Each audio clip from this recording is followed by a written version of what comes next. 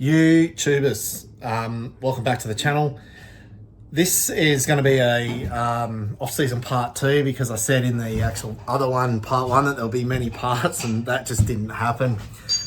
Reason being is whenever I got out to the shed to do some work, I just couldn't be stuffed setting up a camera. So I'm one of those sort of guys that will go on holiday and not take a photo. And for these guys that do on other YouTube channels, like I watch Vice Grip Garage, Cletus McFarlane, you know, like they dedicate their whole thing to filming first and doing the work second, and I've kind of got to dedicate to do the work first because I hate doing it. So anyway, so we're a day out now before our opening meeting, so essentially we're still in our off season. A lot's happened since the last video I put out, and I'll sort of just point out some parts of the car and show you what the car looks like if I can. So we haven't quite got the sticker kit ready yet, but it's coming. There it is, Black Betty, all ready to go. So we did ended up pulling off a lot of the parts from the other car to put back on here. So even though this is a new car, it's new to me essentially. So whatever was old got refreshed or rebuilt. So the engine, the diff is a new diff to us as well. It's a what they call a V8 one. It's a smaller diff, same ratio, smaller, lightweight, all that sort of jargon. We had to get another drive shaft for that, which has only just rocked up. Still haven't put it in yet, so I've got Spike's steel one in there, but we've got an alley one to go in there. Obviously, yeah, motor's fresh, steering bolts got checked. And yeah, we replaced bearings in the bird cages, in the rear end, and then also in the front axle. New beam on that one, just in case the other one sort of saw a bit of action. So it's now a spare.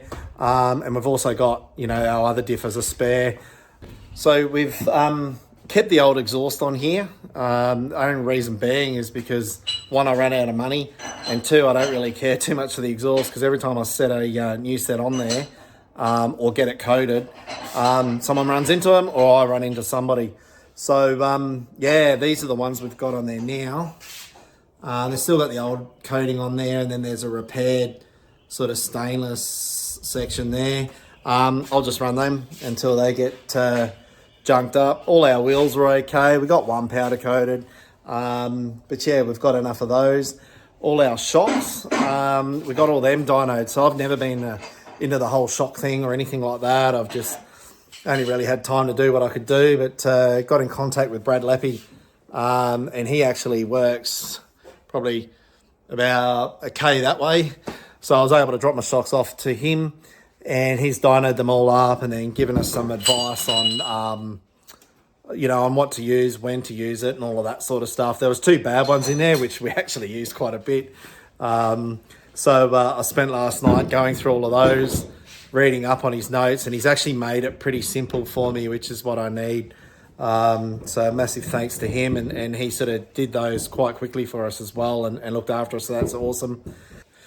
So last week we actually went out to Murray Bridge for a practice. We previously ran the motor in with Jack's help, and a massive thanks to him, just to oversee it, you know, just so I didn't blow it up doing something stupid or whatever. But we wanted to go to the practice meeting and do basically a pull under power, you know, just sort of load up the brake and just not run the thing, run the rings out of it straight up.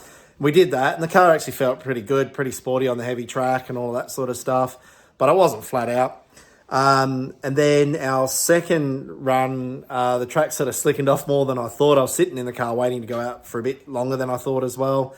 And we left the car as is, and it wasn't that great really on the seat, but we had the heavy track set up in, and I decided to go up top, and I was told that it was, you know, slimy up there, and I plugged the thing in the fence.